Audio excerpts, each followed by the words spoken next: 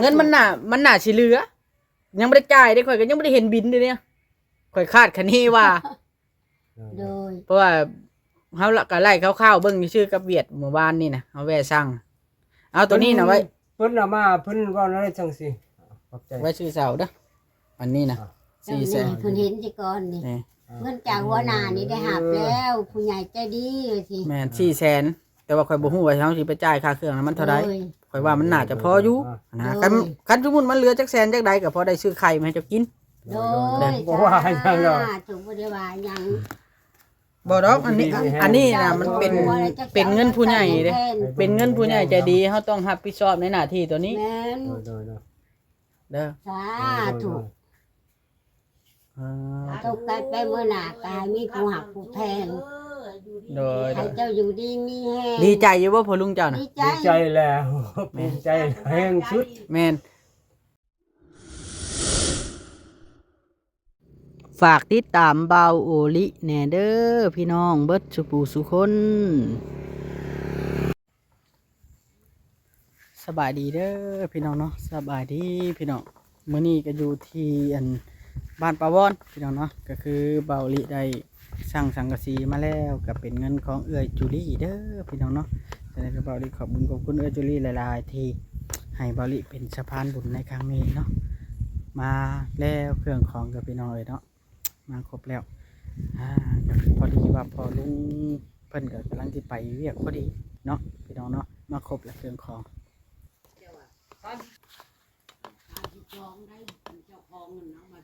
ระยะแล้ว33นี่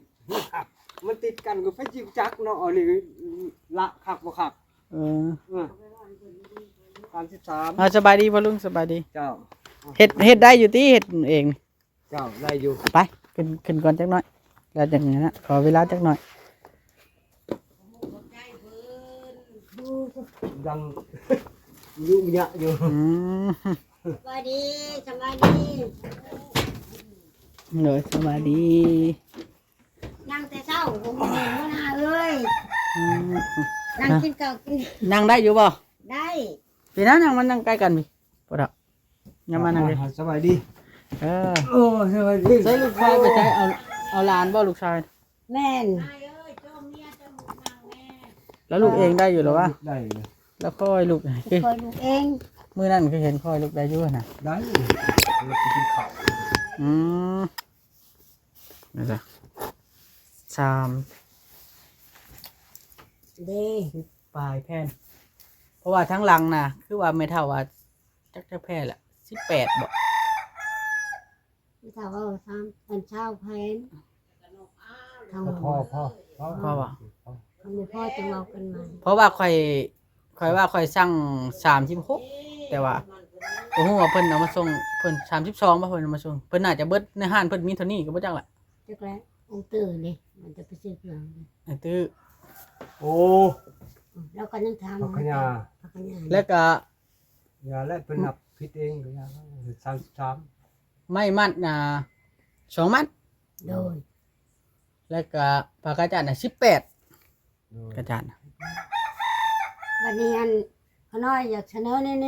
วันน่ะพอเสนออื่นจะเพราะว่าเขาจะเอาเสาเก่านี่มันดอกมาเลยได้เขาต้องได้หาเสาใหม่อีก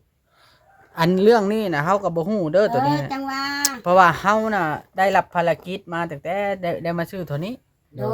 อันเครื่องของที่เฮาซื้อว่านี่อันนี้นะเฮาตาเบิ่งในบินน่ะเบิด3ล้านปลาย โดย 3ล้านปลายเพราะว่าเฮาได้เงินมา4ล้าน โดย แล้วมันยังเหลือประมาณ5-6แสนนี่แหละแล้วเฮาสิซื้อแนวกินมาให้เจ้าเฮาได้แจ้งเพิ่นแล้วอันนี้นะ โดย เพราะเฮาได้เงินมา4ล้านแล้วเฮาซื้ออันนี้เพราะว่าภารกิจเฮาคือซื้อสิ่งของนี่มาให้พ่อลุงนี่เฮ็ดเองกับลูกเด้ โดย ในเมื่อเฮาถามแล้วว่าเฮ็ดเองได้บ่ก็ตอบว่าได้ก็เลยซื้อเครื่องนี่มาให้ โดยบ่ได้ว่าได้หักเสนอเมียก็ว่าอยากให้ปลุกไว้เขาน้อยหาเสาสิก่อน โดยบ่เป็นหยังบ่เป็นหยังเรื่องไว้เรื่องหยังบ่เป็นหยัง โดย เนาะอันคืออันสมองชานไปนี่เจ้าก็ตันไม้มากระต่อขึ้นจักหน้อย โดย มันตึกสูงเนาะมันก็เทินได้มากนะเด้นี่นะวังนี้ล่ะพี่น้อง เสานี่ได้แล้ว2เสาหรือว่า3เสาบ่เสานี่เสาเก่าเฮาแน่นะค อเหยียดแขน ขาด เด้อ เลือด อนุ สำนี ญาตเด้อ ขาดบ่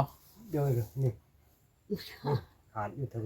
ก็อยู่ลุ่มให้ขาดอันบางไม้นี่ที่เจ็บว่า หมด ชุกทิ่มเลยผ่อมเลยน่ะนี่มันครึ่งตัวนี้นี่ตัวนี้ครึ่งทั้งนอกตัว เช้าตัวมันดีสิเอา ตัว เช้าตัวมันดอกแล้วสิอ๋อข ว่า นา ออก ด หมดทั้งใน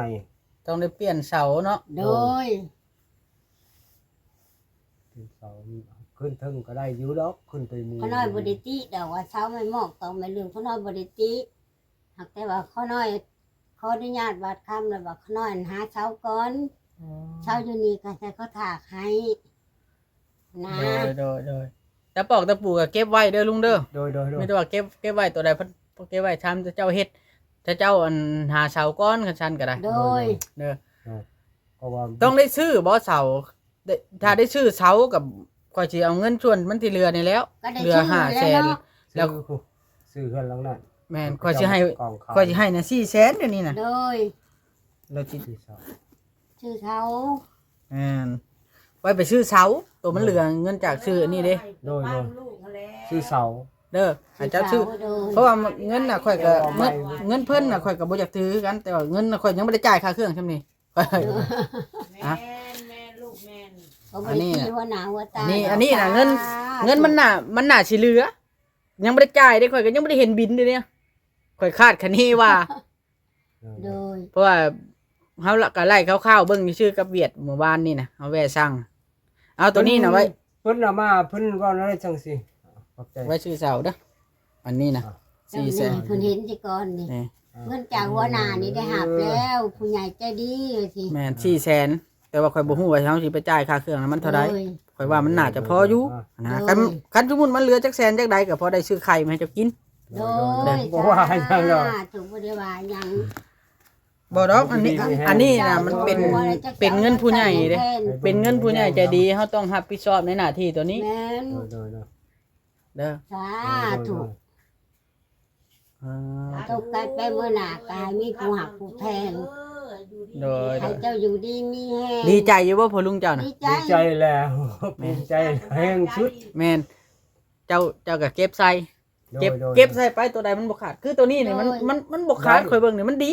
โดย แต่ตัวบ่อนใดมันหัวข่อยสิซื้ออันแนวติดจังกะสีนี่ให้เจ้าติดซะตัวนี้ โดย เนาะ โดย มันคุณภาพนะมันดีกว่าตัวนั้นหลายเท่าว่าซั่นซะตัวนี้ฮะ โดย แล้วเลยเฮาตัวใดที่ว่ามันแย่แห้งคือทางนั้นเฮาก็เปลี่ยนออก โดย เนาะ โดย เลยนี่แหละเป็นเอื้อยจูลี่ผู้เพิ่น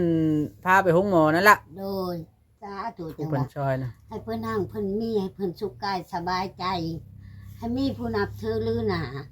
ปากน้ำเจ้าพญาเจ้าพญาอวยใส่ปากน้ำเศรษฐีอวยใส่ห่างก็ให้ห่างกว่านี้เลยสัมเทวรุษเทวดา ให้เบิ่งประชาชนทั่วโลกนี่สาธุ สาธุ จังหวะ สาธุอ้าวเจ้าพาไปไว้ชื่อเสาเจ้าพาไปบ่ลุงเอาให้พ่อลุงขอบบุญขอบคุณเอื้อยจูลี่หน่อยเด้อก่อน สิว่า ขอบมุดขอบคุณ ขอบคุณขอบใจ ผู้ เพิ่ ใหญ่ น ขอบใจเด้อ ผู้ใหญ่ใจดี ผู้ใหญ่ใจดีเว้ยผู้เพิ่งผู้แยงเมียขน้อยนี่แหละเอา เอ้ยอ่า ให้มันให้ยืนเด้อทีนี้ต่อไปให้หังให้ดีกว่าเก่าสาธุ นะพอเท่านั้นเราเฝ้าวไปนั่นพี่น้องเราเฝ้าวเข้าในเมืองกับสิพาป้าเข้าในเมืองมันบ่ โดย พาป้าเข้าในเมืองไป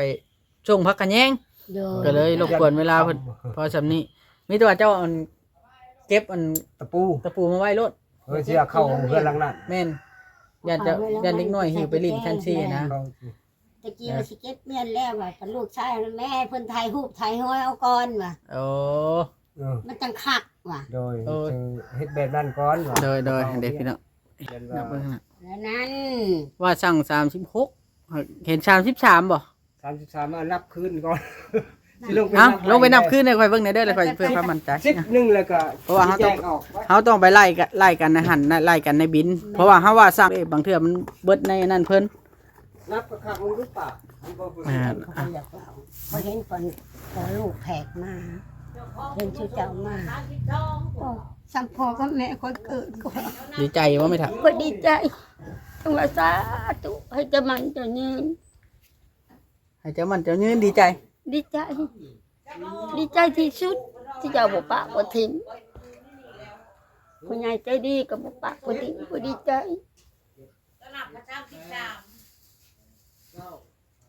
หายยังนี่ ให้ดีใจ หายดีใจเพราะว่าเด้อ ดี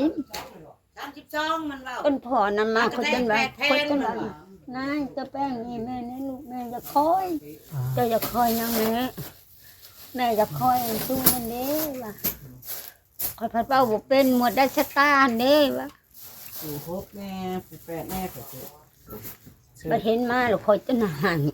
คอยจนว่าบ่เป็นคอยดีใจ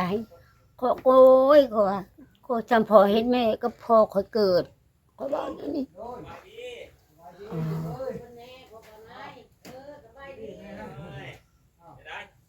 นี่ล่ะ เห็นเพิ่นนี่แหละ อืม ว่ายังนับอยู่ยังเหลือ เจ้าของว่า32ข้อยก็มานั่งเบิ่งด้วยกัน 30ปลายแผ่นพี่น้องเนาะ โดย จากจังใดล่ะคันเพิ่นมาส่งสำใดเฮาก็ไปจ่ายตามหัน แม่นี่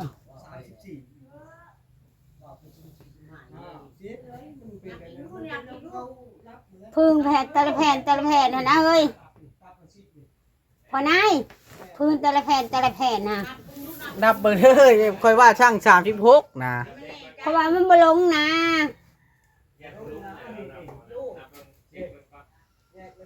เด้ออ่ะเป็นดีใจแล้วนี่เนาะได้เครื่องครบ ดี เลย ใจเลยโอนมีแห้ง พอ แล้ แปดมาบ่ช ว วนไผเด้อบ่เดี๋ยวนี้ ปาวอน จะมาบ่ชวนไผบ่เดี๋ยวนี้ มาบ่ชวนไผเงยชวนล่ะ พอแผดมาบ่ชวนหมู่ เข้าตลาดผม ขี้ไล่เนาะใจ ขี้ไล่พอแผดสบายดี ขี้ไล่บ่งามสบายดี ขี้ไล่พะวนบ่เจ้าน่ะ ขี่ได้บ่บ้า บ่ช ขี้ วน ไล่ ข่อย ขี่ได้แล้วเนาะ คนบ่งาม อืม คนบ่ชวนหมู่เนาะ คนบ่เชื่อนหมู่ เว้าเย็ดป้าเพิ่น มัน เว้า จะ อยู่ ม่วนคือที่เจ้ามาวานนี่ม่วน ตัดแล้วเด้เขาเอาของไอ้กำไพเมื่อนะ สุดยอด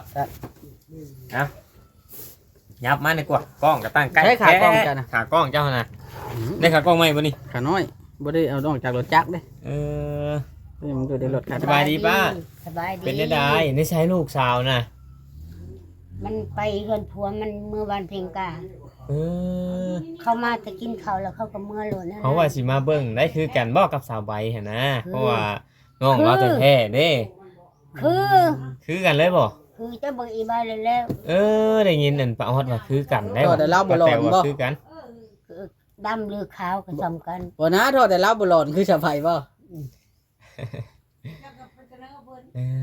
อเนาะ ได้เท่าใด ว่า34แล้วนะมันนี่ น้าบัดนี้ยังหลายขึ้น หลายคืน โอ้ถือว่า34ช่องเทื่อแล้วบ่ช่องเทื่อแล้วจะนับ34 นี่ก็10 เขาเทื่อนี่แหละนี่ โอเคถ้าตกลงกระจาดเด้นับกระจาดให้ค่อยดูบัดนี้ กระดาษจาดแผ่น8แผ่น ฮะ18แล้ววะ 18ได้ใครจะเงิน18แผ่นบ่ ว้า 18แผ่น เออนับสังกะสีนี่มัน มันยากเนาะ ยากอยู่ได้มันบางมันนั่นน่ะมันติดกันเขานับดีๆแหละกัน นับดีๆได้เสือค่อยไปจ่ายเงินค่อยไปจ่ายตามนั้นได้ เพิ่นว่า32ก็ตามเพิ่นเอามาเหลือเฮาก็จ่ายเพิ่น แม่ แม่น คือกันนะแต่ว่า เพราะว่าเฮาต้องซื้อแชทกับเพิ่นเพิ่นซื้อแชทกับเฮาได้ ม่วนได้ ของแบบนี้ แม่การค้าการขายสื่อสัตย์ต่อการตรงไปตรงมา เรือกับเฮาก็สิจ่ายเงินเพิ่น เท่ากับ เดือมาเขาต้องสั่งสนะ30ป่ะ เฮาสั่ง36 36เพิ่นละว่าเอามา32อย่ามันเหลือ32ก็ยันในห้างแล้วมันเหลือเท่านี้ สั่ง36แล้วเดือ4แพงก็แสด โอง เค ว่า ครบปากกระแดกครบ โอเค สี่คือว่า สั่ง4แสดงว่า40ป่ะนี่ อืม30 34 แล้วเวียดนะว่า สั่ง ข่อยสั่ง36แล้วเอามาบ่พอน่ะ4แผ่นแต่วันนั้นมันก็เว้ากลับไปกลับมาเดียวแล้วจังให้พ่อน้องแผ่นลุงน่ะ 32สั่งก็ครบแล้วซั่นน่ะ36 บ่ครบ บ่ครบไม่ได้จะสั่ง32ผู้ลุงว่าเหลืออยู่เดือจาก32 4แผ่นว่ะ บ่แม่นเนาะมันบ่ได้34เข้าใจแล้ว โอ้ เวียดมันว่าเอามา รวมเบิด 32 โอ้ อ้าว เพราะมัน บ่ลุงบ่เป็นหยังมีแต่ว่าไปเรียกรถบัดนี้นะ เจ้า แล้วยังสิได้ถ่ายลายมืออยู่ดอก โดย ไปเบิ่ง ลูกสาวเมื่อแล้วเนาะ ไปเรียกรถจ้ะนะ ไปโพดเพิ่นแน่นกขึ้นแน่น้องเอ้ย มันเราบ่ม่วนได้อีนี่เราบ่อยากม่วน เฮ้ย ลูกอันนี้ โอ้ย่าละ ครับ ไม่รู้บ่ม่วน ลูก ได้ สาว ลูกสาว ลูกสาวนี่ เฮาอยากเห็นชื่อๆเนาะบ่ลีเนาะ แม่น คือกันเลย คือกันเลยบ่ คือกันเจ้า คล้ายๆกับเฮานี่แหละผู้นั้นก็ดิ เออ เขาจะเห็นเขาจะเห็นอันนั้นก็เห็นอันนี้ อืม เขาเห็นอันนี้แล้วก็เห็นอันนั้น นางเฮียงกันเป็นได้เห็นพ่อลุงเพิ่นนางเฮียงกันนี่บ่ได้เห็นพ่อลุงเพิ่นนางเฮียงเมียเพิ่นแต่เฮิงก็ได้ ลูกแล้ว เด้ ลูกแล้วน่ะจักไปไสเนาะลูกชายเด้ เดี๋ยวสิติดไม้แม่ป้าเพิ่น ไปอยู่น้ำคนน้อยเด้อลูกชายแล้วนะพี่น้อง ลูกชายแล้วก็ อยู่ เอา คน ห น้อ ลาย นเนาะ โอ้ไปแล้ว พระแพทย์ว่าได้ใช้มันนี่นะหาแถวใบบ่ สบายบ่อยู่เขามาหาป้าออดแล้วก็หาสบายหั่นแหละเรา ผู้ บ่ สาว อยู่ นี่อยู่ผู้สาวนี่เพราะว่ากับคอยอยู่สาวนี่ ไปใส่อีกแล้วชาวใบ โอ้โหคือกันเนี่ยไปหินน้ำอ้อยบ่ ที่คอยสิไปพุ่นลุงว่าคอยว่าคือบ่คุด แต่ชื่อโทรศัพท์ให้แล้วบ่ น้อง ยังบ่ทันได้ซื้อ เห็นแล้วจบอยู่ในโทรศัพท์ แม่ว่าจะมาแจ้งข่าวดีแล้วมาจิมานี่รถบ่เห็นแล้ว ดอก ท้ายทงได้เช้านี้ เพราะว่าข่อยเห็นในคลิปไอ้น้อยอะนะ นี่วิทยุ เพราะว่ามีเห็นเราจับโทรศัพท์ว่าสิมาให้บอกมื้อใดเราซื้อแล้วบ่นะข่อยถามไอ้น้อยก่อน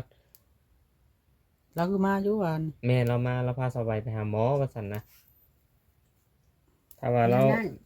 ยังบ่ซื้อแล้วข่อยสิซื้อมาให้เรา เรื่องเจ็บป่วยนี่คันเราบ่รักษาความสะอาดนี่บ่ได้แฮงโซคือชาวใบนะเราบ่อาบน้ำซื่อๆมันเฮ็ดให้ตัวเองป่วย คนบ่อาบน้ำเนาะ อืม ต้องพยายามให้อาบน้ำ ผู้ชายก็มาให้บอกนาย ให้ได้ ให้ภาษามันนั่นแล้ว ตามภาษาเราอะ ร้องเพลงมาฮะ ตามภาษาเราเราเว้าไปตามภาษา เพลงมาดี ถือว่า34เนาะ โดน ๆ โอเค มึงพออยู่ดอก34 พ่อ 14กับ20โอเค อืม มัน เพราะว่า มันบอกว่ามันมีอยู่ตัวดีนานก็ได้ บ่ อะไรบ่พอเขา ตัว สลับใส่ ตัวนั้นน่ะมันพออยู่ตัวนี้น่ะ มันอาศัยเก็บใส่ชื่อมันระบบหัวจักแผ่นว่าเขาไล่ให้มัน2ชั่วเด้นี่ โดน 2ชั่วละ7กับ7ก็เป็น14ข้างละ7ข้างละ3,500สมมุติว่าเนาะก็น่าจะพออยู่พอบ่พอก็เบิ่งนํกันไปนี่แล้ว อืม ส่วนเงินส่วนที่เหลือน่ะ400,000นั่นน่ะเอาไว้ชื่อเสาพอน้องแพทย์เด้ ซีแชนบ่นี่ เด้อ แม่น เรือจากสร้างจากสังกะสี ยังบ่ได้ฮู้ซ้ำนะว่าต้องจ่ายเท่าใด ยังบ่ฮู้ครับแต่ว่า เพราะว่าค่อยเอาให้ ตนนี้ ก่อน เออ เพราะว่าค่อยคิดว่าอันนั้นมันน่าจะเหลือนะ เมื่อกี้เลยยังตัวนี้นี่ โอ้ นั่นแหละ เพราะว่า ในนั้นบอลเคยอิงเป่าเข่าเมียน อืม เพราะว่าเสามันกันเราก็อยากได้ดวดแน่สมมุติว่าเราก็เลยเอาเงิน พวก นี่ก่อน มันกินคู่คนได้เขาเอาเสานี่มาเฮ็ดเสาเฮือน อืม เพิ่นเองเลยสั่งแต่บิด เด้ออยากได้อยากอยู่พ้นตกลิ้นอย่างเงี้ยเนาะ อื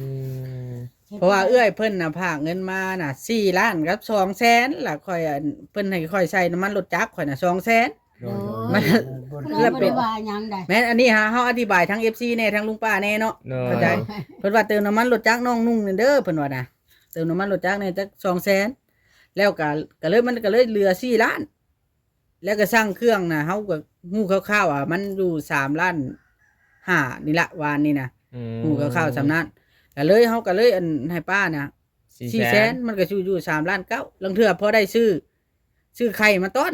นะว่านะ100,000เทื่อมันเหลือ100,000ถ้าบ่ได้ซื้อไข่มาต้อนอีกซื้ออันติดจังกะสีมาให้ อ่า ให้มันจุกในหันเงินน่ะนะ เนย บ่ได้ว่าหยัง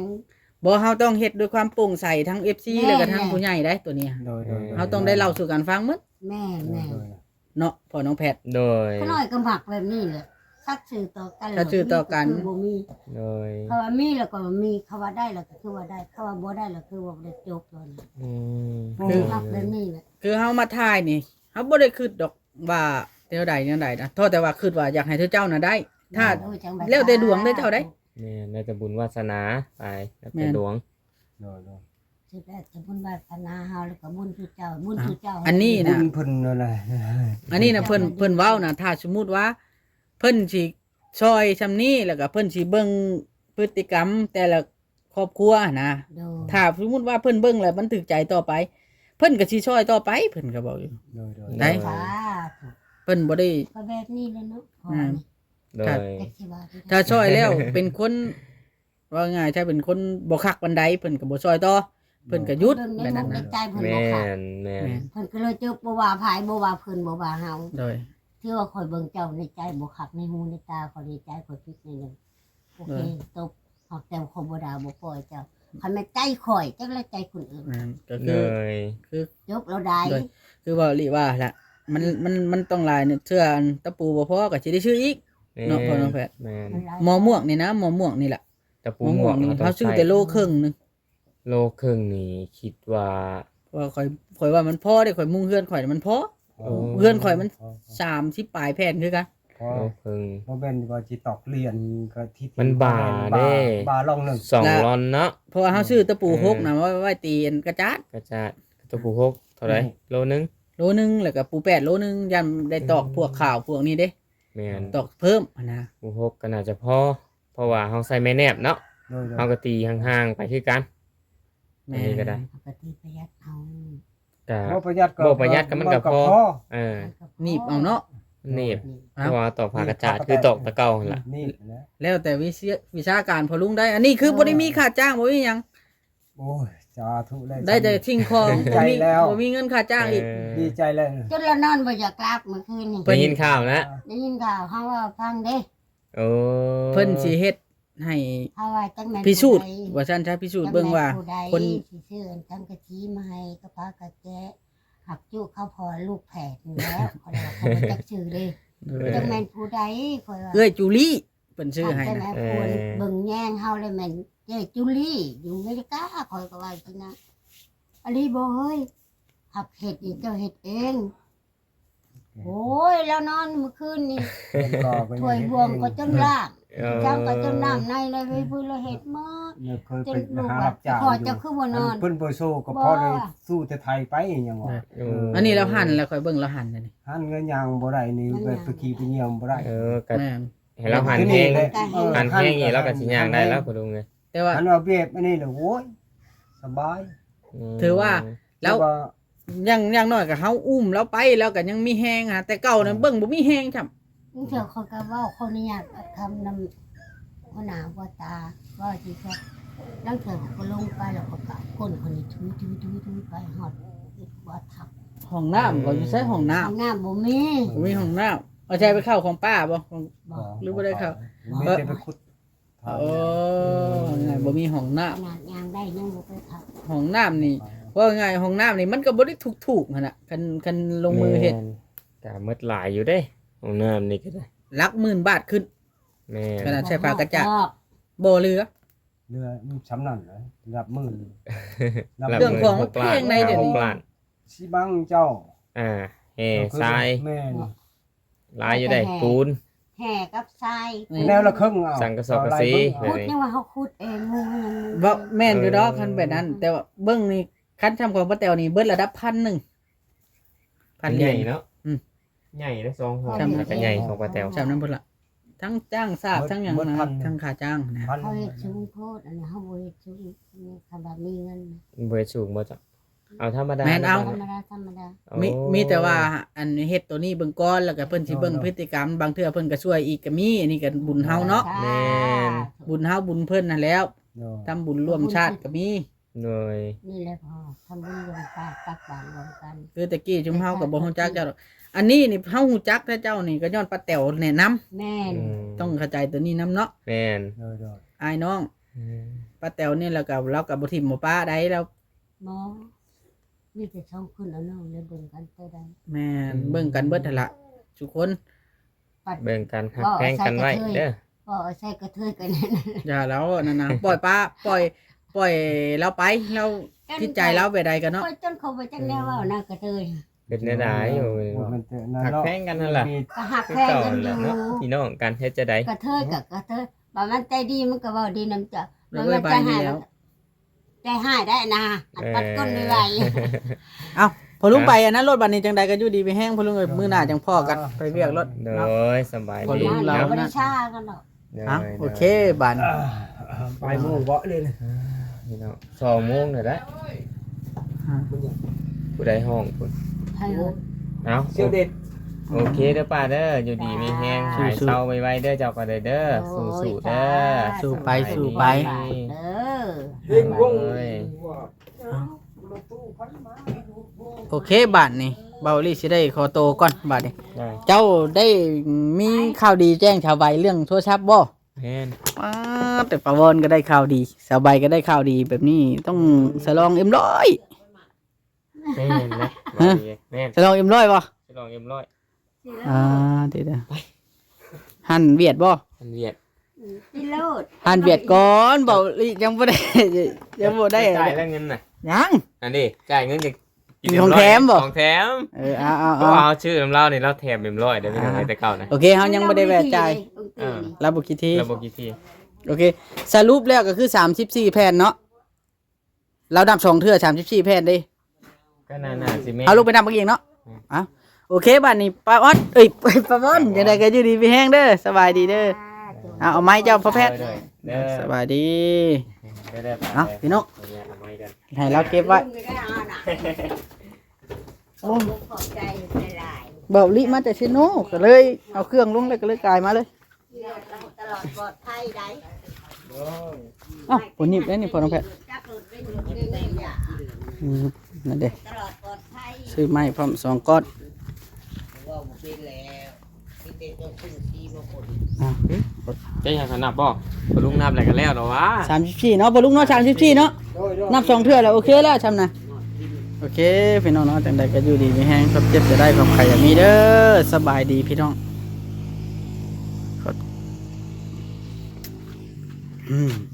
ขากล้องคือพี่ช่างนี่เดี๋ยวนี้พี่น้องเอ้ยตั้งบ่ได้